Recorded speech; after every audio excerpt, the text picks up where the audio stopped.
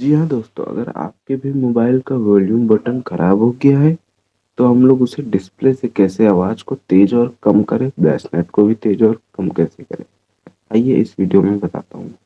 पहले तो आप लोगों को सिंपली सेटिंग में आ जाना है। सेटिंग में आने के बाद आप लोगों को नीचे आना है एडिशनल सेटिंग्स में, या तो आपको सीधा सीधा एक्सेसिबिलिटी भी दिख सकता है। एडिशनल सेटिंग में आने के बाद एक्सेसिबिलिटी पे क्लिक करने के बाद हम लोग नीचे आएंगे। नीचे हम लोगों को दिखेगा एक्सेसिबिलिटी मेन्यू।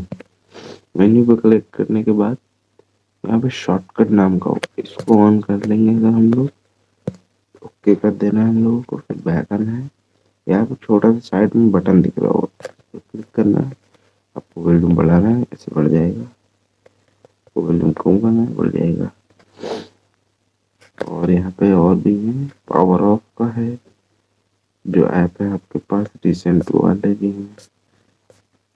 अगर आपको जानकारी अच्छी लगी तो लाइक सब्सक्राइब करें। Thank you.